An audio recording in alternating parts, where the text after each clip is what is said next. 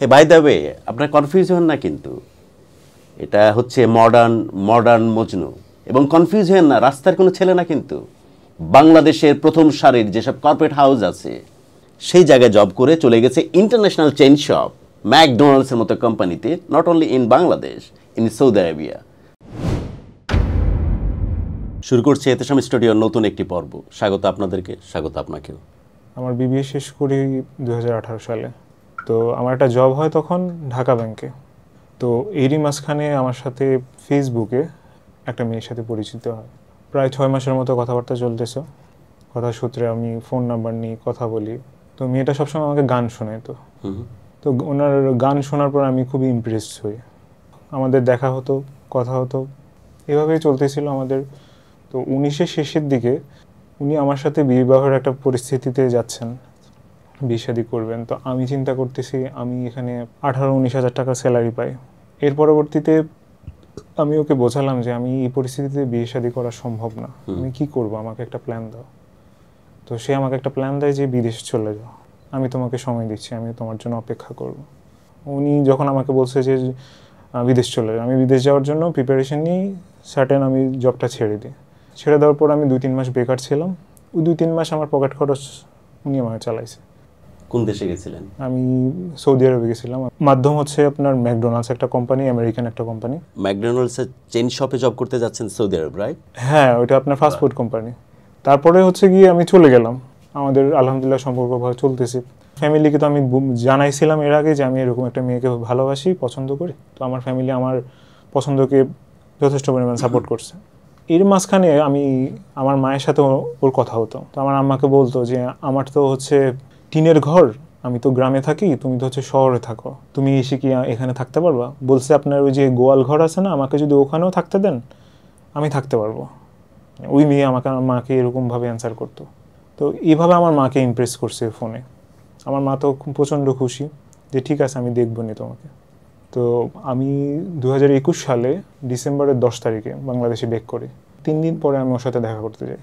Formality বোঝানোর জন্য আমি ওর আম্মার সাথে এবং ওর বড় একটা খালা আছে, ওনার সাথে দেখা করি। ওনারা যথেষ্ট পরিমাণ আমাকে পছন্দ করে। বিষয় একটাই ছিল তাদের, যে আমার বাসাটা একটু দূরে। জিনিসটা বলতেছে যে আমরা ভেবে তোমাকে জানাচ্ছি, মানে তাদের মনে ছিল যে আমাকে অ্যাভয়েড করতেছে, এটা আমি বুঝতেছি। তো সেও বুঝতেছিল যে আমাকে অ্যাভয়েড করতেছে। পরে পার্সোনালি আমরা বাইরে দেখা করি। দেখা করার পরে ও আমাকে বলতেছে, আমি এতদিন পর্যন্ত এতগুলো বিয়ে রিজেক্ট করছি, তোমার জন্য আমি অপেক্ষা করছি, আমি তোমাকে ছাড়া থাকতে পারবো না, তুমি যেভাবে হোক আমাকে এখান থেকে নিয়ে যাও। পরবর্তীতে আমি বলছি, বিয়ে নামক একটা সিদ্ধান্তে আমি এত দ্রুত যেতে পারবো না, তোমার মধ্যে এখন অনেক কিছু আমি চেঞ্জেস দেখতেছি। মানে আমার একটা সন্দেহ প্রবণতা ওকে দেখে আমার তৈরি হয়েছে। তো আমি যখন ওর ফোনটা নিতে গেলাম, যে আমি দেখি তোমার ফোনটা দেখি, আমাকে ফোনটা দিতে রাজি হয় না। আমি ওর ফোনটা হাতে নিয়ে দেখি ওর 2-3টা আইডি, ওর মানে আমার সাথে একটা আইডি দিয়ে কথা বলতো, আর ওর এক্সট্রা 2টা আইডি ছিল। আর একটা ছেলে ওই আমার ফোন হাতে থাকা অবস্থায় কন্টিনিউয়াসলি মেসেজ করে যাচ্ছে, জান টান এই ধরনের কিছু আর কি। তো পরে আমি আর মেসেজ, ওর প্রাইভেট ফোন আমি ওকে দিয়ে দিই। আমি বলছি, আমি যা দেখার হয়ে গেছে, আমার তোমার সাথে আমার হবে না। স্টেশনের উপরেও আমার পায়ে ধরে পড়েছিল, এতগুলো বিয়ে রিজেক্ট করছি, আমি তোমাকে খুব ভালোবাসি, তুমি আমাকে বিয়ে না করলে আমার জীবনটা শেষ হয়ে যাবে, তুমি আমার সাথে এরকম করো না, আমি এগুলা কিচ্ছু থাকবে না, বিয়ে করলে সব প্রত্যেকটা মেয়েরই চেঞ্জেস আসে। সরি টরে বলে অনেকভাবে আমাকে ইমোশনাল করলো। পরবর্তীতে ওই দিনই ওকে নিয়ে ঢাকায় চলে আসি। আসার পথে ও প্রচণ্ড পরিমাণ কান্নাকাটি করছিল। ও অনেক বিড়াল পোষে, ওই বিড়ালের জন্য কান্নাকাটি করতেছিল। ওর আম্মু আব্বুর জন্য এতটা ওর খারাপ লাগেনি যতটা ওর বিড়ালের জন্য খারাপ লেগেছিল। তো ওকে কিছু শপিং করে দিতে হবে আমার, ওর তো এক কাপড়ে আমার সাথে চলে আসছে। আমি ওকে ওখান থেকে ওর যা যা দরকার সব কিছু কিনে দিই। ও খুবই আনন্দিত, মানে ওর ফ্যামিলির যে একটা টান, ওটা ওর মধ্যে আমি দেখিনি যে ওর আব্বু আম্মুর জন্য ও আব্বু আম্মুকে মিস করতেছে, একেবারে না, কিছুই না। আমি ওর উৎফুল্ল দেখে আমি নিজে হতবাক। বাসায় গিয়ে আমার আম্মার সাথে তো সেই খাতির, আমি আমার আম্মার সাথে এতটা ফ্রি না সে যতটা ফ্রি হয় ওই দিনেই। মনে হয় যে ওর যুগ যুগ ধরে পরিচয়। আম্মা তো ওকে একদম বুকে জড়ায় নিল, দরজাটা খুলেই ওকে পাইলো প্রথমে, ওকে জড়ায় নিল, আমার কোনো খবর নেই, আমাকে ব্যাকগ্রাউন্ডে ফেলে দিল। আমি দেখতেছি ওনাদের কাণ্ড, আমি তো দেখে মুসকে মুসকে হাসতেছি পিছন থেকে। যাক, আমার ভালোই লাগতেছে। দিয়ে ওকে বলতেছে যে এটা তোমার রুম, তুমি এখানে আপাতত এখন রেস্ট নাও, তো আমাকে বলতেছে তুই এদিকে যেতে পারবি না, এখনও কিন্তু বিয়ে শাদী হয়নি। আমি বারবার যাওয়ার চেষ্টা করতেছি যে ওই রুমে, না যাওয়া যাবে না। সকাল হলো, ওই দিন শুক্রবার ছিল, আমার পাশে আমার মামা থাকে, উনি আসলো। তো আমার খালু, আবার আরেকটা খালু আছে, আপনি হচ্ছে অ্যাডভোকেট। তো উনি বলতেছে যে আমি মেয়ের বাবার সাথে একটু ফোনে কথা বলবো, যে দেখেন একটা দুজনকে ভালোবাসে, আমি কিন্তু ফর্মালিটির জন্য আপনাকে রেসপেক্ট দিয়ে আমি আপনাকে ফোনটা দিয়েছি। আপনি হ্যাঁ বললেও ওরা শুনবে না, না বললেও ওরা শুনবে না, ওরা বিয়ে করবে মানে করবে। এখন ওরা আমাদেরকে রেসপেক্ট দিয়েছে বলেই আমাদেরকে ডেকে বিয়েটা করতেছে। আমি আপনাকে জানানো উচিত বলে আমি আপনাকে জানাচ্ছি, আপনি দোয়া করবেন ওদের জন্য, বাস এইটুকু বলে উনি রেখে দিল। এরপরে হচ্ছে বিয়ে তো হলো, আমার শ্বশুর আমাকে ফোন দিল। ফোন দেওয়ার পরে আমার কাছ থেকে অ্যাড্রেস জানতে চাইলো। আমি বুঝতে পারছি যে উনি হয়তো ঝামেলা কিছু একটা করবে। আমি প্রথম দিকে ওনাকে অ্যাড্রেস দিতে চাইনি, ওনাকে ওই দিন আর ফোন টোন ধরিনি, উনি অনেকভাবে ট্রাই করছে। আমি আমার ওয়াইফের সাথে সব কিছু শেয়ার করি যে আব্বু তো এরকম টেনশন করতেছে। ওর কাছে আমি টেনশন দেখতেছি না, মানে টেনশনটা আমার বেশি। ও কিন্তু ওখান থেকে আসার পরে এখানে আসার অ্যাডজাস্ট হয়ে গেছে অলরেডি। বলতেছে তুমি যা করার করো, আমি কিছু বলবো না। বলতেছে তোমার আব্বু তোমার সাথে কথা বলতে চায়, আমি কি বলবো বলো, তুমি কথা বলবা? বলতেছে দাও কথা বলি। কথা বললো, পরে আমার কাছ থেকে অ্যাড্রেস জানতে চাইলো, আমি অ্যাড্রেস দিলাম।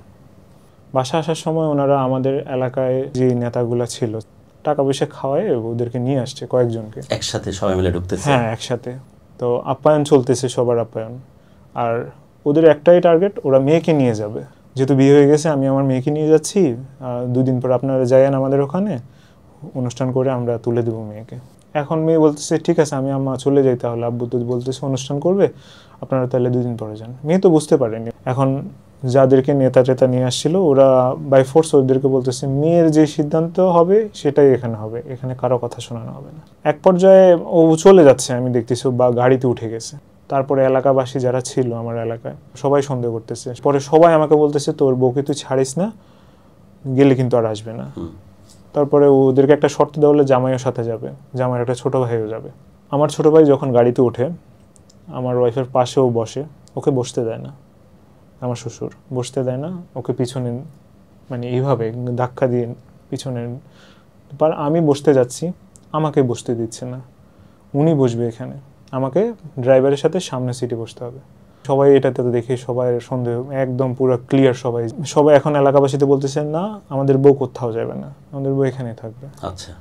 তারপরে দেখলাম যে আমার ওয়াইফ গাড়ি থেকে নিজেই নেমে গেল, ওকে আর বলার দরকার হয়নি, ও নিজেই নেমে বলতেছে যে আমি যাব না, তোমরা চলে যাও। তারপরে তাদের কিছু করার নাই, তার এক পর্যায়ে চলে যায় এখান থেকে। তারপরের দিন হচ্ছে ওর বাবাকে আমি ইনভাইট করি যে আপনি আসেন, ফর্মালিটির জন্য হলেও মানে ওর পড়াশোনাটা ও চাচ্ছে যে চালিয়ে যেতে। তো ও প্রথমে থাকতে চাচ্ছিল হোস্টেলে, পরে হচ্ছে আমি বলতেছি যে দেখো তুমি হোস্টেলে থাকবা, তোমার বাসা কিন্তু পাশেই, 1 কিলোমিটারও দূরে না, এরিয়ার মধ্যে, তোমার বাবার সাথে তো সকাল হলে তোমার দেখা হয়ে যাবে। তখন বিষয়টা কিন্তু খুবই খারাপ দেখাবে। তার চেয়ে বরং আমিও যদি আমার অন্যায় থাকে আমি আমার শ্বশুরের কাছ থেকে আমি ক্ষমা চেয়ে নিব, আর ওনার মনের ভিতরে চাই না আর কোনো কিছু থাকুক। পরবর্তীতে আমি আমার নিজে থেকে আমি ওনাকে ইনভাইট করি যে আপনি আসেন। আমার শ্বশুর শাশুড়িরা সবাই আমার বাসায় আসলো, আমি যথেষ্ট পরিমাণ আপ্যায়ন করলাম এবং আমার ফ্যামিলি নিয়ে আমি ওদের বাসায় যাই। তো আমরা যাওয়ার পরে আমাদেরকে আপ্যায়ন করে, পরবর্তীতে বিকাল হয়ে যায়। আমি দেখতেছি যে আমার ওয়াইফকে নিয়ে তারা এখন ওনার পাশে একটা ওর খালার বাড়ি, ওই খালার বাড়িতে চলে যাচ্ছে। আমি সন্ধ্যার পর থেকে আমার ওয়াইফকে আমি পাচ্ছি না, ফোন দিচ্ছি, ফোন টোন বন্ধ করে, ওরা ওইভাবেই পড়ে আছে ওখানে। পরবর্তীতে রাত 8টা বেজে গেছে, দেখি ওর মাথায় সবাই পানি ঢালতেছে, আমার ওয়াইফের মাথায়। আমি বলছি কি হয়েছে? ওরা একটা ড্রামা করতেছে যে ও অসুস্থ, ও আসলে অসুস্থ না, ও সুস্থই ছিল সারাদিন, আমার সাথে যথেষ্ট হাসি খুশি ছিল, সবার সাথেই ছিল। ঠিক আছে, বাট ওই ড্রামাতে আপনার বউ অভিনয় করছে কেন সেটা আমি বোঝার চেষ্টা করতেছি। তারপরে হচ্ছে রাত 10টা বেজে গেছে, মানে তাদের মধ্যে যে একটা চলতেছে সেটা আমি বুঝে গেছি অলরেডি। পরে আমি বলতেছি যে ঠিক আছে, মানে আমার ওয়াইফ যদি না যেতে চায় তাহলে ওকে বলেন আমার সাথে একটু কথা বলতে। ওর বড় খালা বলতেছে যে কথাটা তো আর বলা যাবে না, শেষ তোমার সাথে সম্পর্ক এখানে। ডিরেক্টলি আমার মুখের, আমি তো মানে আসমান থেকে পড়লাম, কেন? আমি ওর সাথে কথা বলি, আপনি আমাদের কথা না, কথা বলা যাবে না। আমার কথা বলতে দেয়নি, আমরা ওইভাবেই ওই দিন চলে আসি। টাকা দিয়ে আসতে হয়েছিল? না না, টাকা না, ওইভাবেই চলে আসি। আচ্ছা। 2 দিন পরে হচ্ছে আমাকে ফোন দেয় আমার ওয়াইফ, বলতেছি যে তুমি কেমন আছো, আমাকে জিজ্ঞেস করতেছে। আমি বলছি আমি কেমনে থাকি, তুমি যেমন আছো রাখছো এমন নিয়ে আসি। পরে আমি বলতেছি যে আমি তো চলে আছি, কারণ আইসে একটু দেখা কর। তো আমি গেলাম, আমি দেখলাম যে আমার শ্বশুর প্রচণ্ড রাগ। বাসাতে ঢুকলাম, পরে আমার শ্বশুর প্রথমে একটু রাগ ছিল, পরে উনি হালকা হয়ে গেছে। পরে আমি রেস্ট করতেছি 2-3 দিনের মতো ওখানে আমি ছিলাম। স্বামী স্ত্রীর মতো ছিলেন? হ্যাঁ, স্বামী স্ত্রীর মতো ছিলাম। মানে ওরা সবকিছু এখন নর্মালি আমাকে সব আচ্ছা, অ্যাকসেপ্ট করা শুরু করেছে। অ্যাকসেপ্ট করা শুরু করেছে। পরবর্তীতে আমি বিদেশ চলে যাই। আবার যাওয়ার 3 মাসের মাথায় ওর সাথে একটা ঝগড়া হয় আমার। একটা মেয়ে ওর বিষয়ে একটা নেগেটিভ ভাইব দেয় আমার কাছে। সে মেয়েটা বাকি? সে মেয়েটা ওরই মানে বান্ধবী টাইপের। সে জানালো একটা তথ্য? হ্যাঁ, সে একটা তথ্য জানালো। আমি ওকে জিজ্ঞেস করলাম আসলে কি আসলে। তো আমাকে আমার কথা শুনে বলতেছি, তুমি তোমার ওয়াইফকে অবিশ্বাস করো? অবিশ্বাসের কিছু না, আমি তোমাকে জিজ্ঞেস করছি, এটা সত্য মিথ্যা তোমার কাছে জানার অধিকার রাইট আছে, এই দেখে আমি সত্য মিথ্যা জানতে চাচ্ছি, আমি এটুকুই। ও আমাকে কিছু না বলে ফোনটা রেখে দিয়ে ফোনটা ভেঙে ফেলছে। কমিউনিকেশন কিন্তু 15 দিন আমার সাথে করেনি। আমি তো থাকতে পারতেছি না, আমি ইমার্জেন্সি টিকিট কেটে আমি বাংলাদেশে চলে আসলাম, একদম সোজা ওর বাসায়। এখন ও তো পলাইছে আমাকে দেখে। প্রথমে আমি বুঝতেছিলাম না, পরে দেখলাম যে 3-4 ঘন্টা পরে ও আসলো। আসার পরে ও আব্বুকে মানে জিজ্ঞেস করতেছে যে কি হয়েছে, ও আসলো কেন, ওরে জিজ্ঞেস করো। মানে ও আমার সাথে কিন্তু কথা বলে না, ওর আব্বুকে দিয়ে কথা বলাচ্ছে। তখন তারা একটা কথা বলতেছে যে আমরা মেয়েকে তোমার সাথে রাখবো না। শুধু একটা কথাই বলতেছে যে তোমার সাথে রাখবো না, তুমি আনরেসপন্সিবল একটা ছেলে, তোমার মধ্যে কোনো রেসপন্সিবিলিটি নাই, যে আমি নিজের বউকে সন্দেহ করি। ঠিক আছে, ওই যে গ্যাঞ্জাম হয়েছিল, হ্যাঁ ওই যে আর যে মান ভাঙানোর জন্য সৌদি থেকে আপনি ছুটে চলে আসলেন। আমি আসার ইচ্ছে হচ্ছে, আমি ওর সাথে কমিউনিকেশন নাই, মান ভাঙাতে হবে, আমার বউ রাগ করছে, যেহেতু বউ 15 দিন কথা বলেনি। আমি আমার শ্বশুরের পায়ের উপরে পড়ছি, পায়ে ধরে এইভাবে ফ্লোরের মধ্যে আমি শুয়ে আছি ওনার পায়ে ধরে, যে আমার যা হয়েছে আমাকে মাফ করে দেন, আমি ভুল করছি, আপনার মেয়ের সাথে আমি অন্যায় করছি, ওকে সন্দেহ করে আমার এটা অন্যায় ছিল, আমি আর জীবনও এটা করব না, আপনার মেয়ে যা বলে যেভাবে বলে সেভাবে হবে, ঠিক আছে, আমার বাড়িতে যদি নাও যায়, আপনার এখানেও যদি সারা জীবনও থাকে, আমি ওকে এভাবেই রাখবো, আপনি শুধু আমাকে ওকে বলেন যে ডিভোর্স, আপনারা এগুলো কোনো কিছুর দিকে যাবেন না। আমি মানাতেই পারতেছি না কাউকে, এক পর্যায়ে বলতেছে বাসায় থাকা যাবে না, আমাকে ওই দিনকার মতো হোটেলে ছেড়ে দিয়ে আসে। তো পরের দিন শুক্রবার ছিল, আমাকে ডাকার পরে একটা বিয়ের অনুষ্ঠানে দাওয়াত ছিল, আমাকে নিল ওখানে, আমাকে নেওয়ার পরে হচ্ছে সব কিছু এখন ঠিকঠাক। আমি 15 দিনের ছুটিতে গেলাম, তখন 15-16 দিন ওখানেই থাকলাম, আমি কিন্তু আমার বাসায় ব্যাক করিনি। আমি 15 দিন থাকার পরে যে তাদের একটা যে জামাইয়ের প্রতি যে একটা আদর থাকে, ওইটা ছিল না। কখনোই দেখেন নাই? কখনোই দেখেনি। আমার জন্য যে স্পেশাল কিছু রান্না করবে সেটাও না, বরঞ্চ আমি তাদের মধ্যে বিরক্তির ছায়া দেখতাম। মাঝে মাঝে ও নিজেও রাগ করে ওর ফ্যামিলির সাথে আমাকে নিয়ে হোটেলে গিয়ে নাস্তা টাস্তা করে আসতো। আমি বলছি এভাবে তো হচ্ছে না। পরবর্তীতে আমাকে ও বলতেছে যে তুমি এবার গিয়ে কিছু একটা করো, আমি এখানে থাকবো না। আমি বলছি ঠিক আছে, আমি চেষ্টা করব। জুন মাসের 1 তারিখে আমার ফ্লাইট হলো। 23 সালের আপনার রমজান মাস যখন চলতেছে, আমি ওর আরেকটা আইডিও খোলে, পরে দেখি ও যে বিড়াল পোষে, বিড়ালের ছবি টবি দিয়ে। আপনি মিলাই ফেলছেন? হ্যাঁ, মিলাই ফেলছি, এটাই সে। পরে এই আইডিটা আমি 6 মাসের মতো অবজার্ভ করি।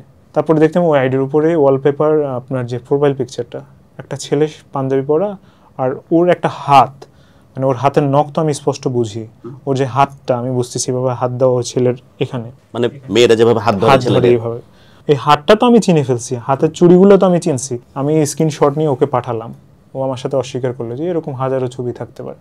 আমি বলছি দেখো, আমার চোখে আমি অবিশ্বাস করতে পারি না, এটা তোমার হাত, এটা তোমার নখ, এটা তোমার সব কিছু। স্বীকার করলো না। ওর মধ্যে একটা চেঞ্জেস চলে আসছে। পরবর্তীতে ওর কিছু ক্লাসমেটের সাথে আমি যোগাযোগ করার চেষ্টা করি, যে কি করে না করে, ওর ব্যাপারে একটু খোঁজ খবর নেওয়ার জন্য একটা ফ্রেন্ডকে আমি নক করি ফেসবুকে, বলতেছি যে দেখেন, আমরা অনেক কিছুই দেখি, কিন্তু আপনাকে তো এগুলো বলার সাহসও করতে পারতেছি না। একটা ছেলের সাথে সবসময় দেখি বাইকে ঘোরাফেরা করে, আমরা জিজ্ঞেস করলে বলে কি ওর কাজিন হয়। তো আমি জিজ্ঞেস করার পর বলতেছে ও আমার ফ্রেন্ড হয়। পরবর্তীতে দেখি ওরা রাজশাহী ঘুরতে যায়। ওই ছবিটা ও নিজের আরেকটা আইডিতে যখন পাবলিশ করে, ওটা স্ক্রিনশট আমাকে দেয়, ওরই ফ্রেন্ড। দেওয়ার পর আমি তো শিওর এবার যে ছেলের সাথে হাত ধরার এরকম ওপেন ছবি সব আমি পেলাম, সব আমি ওকে দেখালাম। এবার ও বলতেছে ফ্রেন্ড, আমি ঘুরতেই পারি। পরে আমি ওর কিছু বান্ধবীকে নিয়ে বলি যে ওকে একটু বোঝান, ওরা সবাই এসে ওরা বোঝানোর চেষ্টা করলো। ওই তখন সবার সামনে বলতেছে আমি তোকে ফোনের মধ্যে 1, 2, 3 আমি তোকে তালাক দিলাম, অফিসিয়ালি তুই কাগজ পেয়ে যাবি, আমাকে বলতেছে। পরে দোষ কি? কারণ ওই ছেলেকে নিয়ে কথা বলেছেন। ওই ছেলেকে নিয়ে কথা বলছি, এটাই হচ্ছে আমার দোষ, আমি সন্দেহ করি, আমি ওকে মেন্টালি টর্চার করি, এগুলা বলছে আমাকে। পরবর্তীতে ও যখন ডিভোর্স করতে যায়, উকিলকে বলে যে আমি ওকে মানসিক যন্ত্রণা তো দিয়ে ওকে আমি শারীরিক নির্যাতন করছি, যৌতুক দাবি করছি। আমি তারপরে হচ্ছে আপনার যখন এই কথাটা শুনলাম, চলে আসলাম আপনার অক্টোবরের মাসে। আমি ওদের বাসায় যেতে পারিনি, আমি একটা হোটেলে উঠছিলাম। পরবর্তীতে ওদের রেলগেট নামের একটা জায়গা আছে, ওখানে পেয়ে আমাকে মনে করেন রিক্সা থেকে এইভাবে কলার ধরে নামাইছে, কয়েকটা ছেলে ফেল দিয়ে টাইনে হিসেবে আমাকে একটা দোকানের পিছনে নিয়ে ওরা আমার ফোন নিয়ে ওর সাথে আমার যত ভিডিওস ছবি আগের যত মেমোরিজ ছিল বিয়ের যে ছবিগুলো সব ফ্ল্যাশ করে ওরা আমার ফোনটাকে সাদাভাবে আমার কাছে দিয়ে দেয়।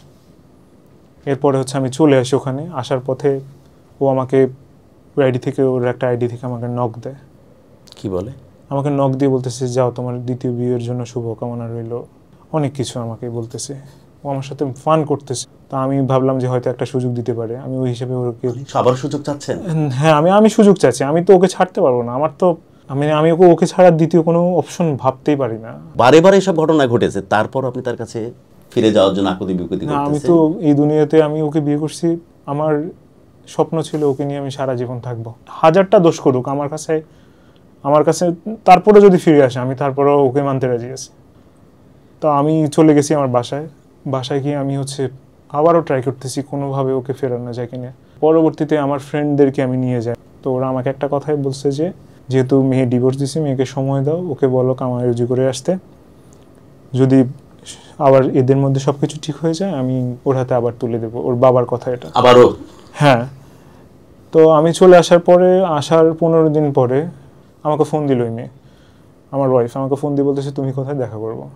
দেখা করে আমার সাথে সরি টরি বললে, পরবর্তীতে ও আসা যাওয়া করতেছে প্রত্যেক দিন। আমাকে বলতেছে তুমি থাকো, যতদিন আসো এখানে হোটেলে থাকো। আমি হোটেলে উঠলাম, থাকতেছি আমি, আল্লাহর রহমতে ওর সাথে দেখা হচ্ছে। আমার তো এর থেকে আনন্দের বিষয় না, আমার আর কিছুর দরকার নেই। আমি ওর জন্য যে বিদেশ থেকে যে জিনিসগুলো নিয়ে আসলাম, সোনার একটা চেন নিয়ে আসলাম, একটা রিং নিয়ে আসলাম, সব ওকে দিলাম। প্রথমত ও নিতে চাইনি, পরবর্তীতে নিল সব। পরে আমি যেদিন চলে আসতেছি ওই দিন স্টেশনে গিয়ে নিজ হাতে রান্না করে আমাদেরকে নিজ হাতে ওখানে বসায় নিজে হাতে খাইয়ে দিল। আমরা কিন্তু এটা কোনোভাবেই জাস্টিফাইড করি না। যদি ওর কথা মেয়ের কথা অনুযায়ী ডিভোর্স হয়ে থাকে তো ডেফিনেটলি তার সাথে দেখা করা বা এইভাবে ক্লোজ কন্ট্যাক্টে আসা এটা গর্হিত অপরাধ ইসলামিক মূল্যবোধের জায়গা থেকে, এবং আমাদের বাংলাদেশের যে আইন সে আইনও সিদ্ধ না। পরবর্তীতে আমি কান্না করতে করতেই চলে আসা ওখান থেকে। পরবর্তীতে আমি চলে আসার পরে আমাকে বলতেছে আমি তো মাস্টার্সে ভর্তি হয়েছি, আমার ল্যাপটপটা লাগবে।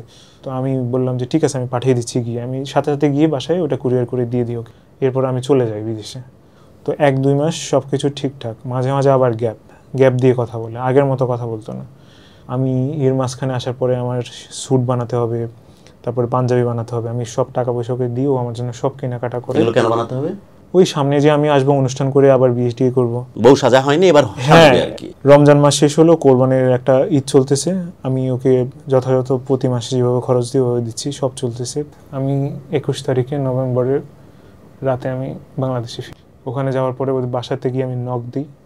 আমার শাশুড়ি আম্মা আসলো, উনি আমাকে দরজা খুলে বলতেছে যে তুমি এখানে আসছো কেন, এখানে তুমি ভালো কিছু চাইলে চলে যাও। পরে আমি চলে গেলাম রীতিমতো হোটেলে। আমি ওর সাথে অনেকভাবে কন্ট্যাক্ট করার চেষ্টা করলাম, জাস্ট ওকে আমি একটু জিজ্ঞেস করবো যে আমার কি অপরাধ আমার সাথে আবার যোগাযোগ বিচ্ছিন্ন করেছে।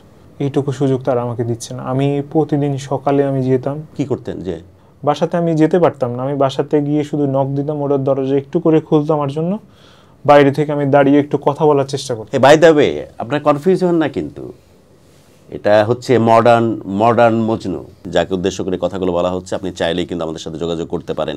আর কোনটা বাদ দেব, সবই তো করতেছিলাম।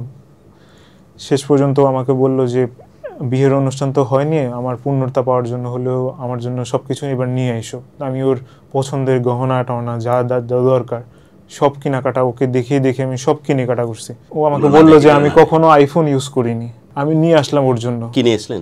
আইফোন 16। আমার মনে করেন 2 মাসের ইনকাম দিয়ে তার সাথেও আমি কিছু অ্যাডজাস্ট করে আমি কত টাকার কেনাকাটা করে নিয়ে আসছেন বিয়ে করতে? প্রায় 5 লাখ টাকার জিনিসপাতি ওর জন্য।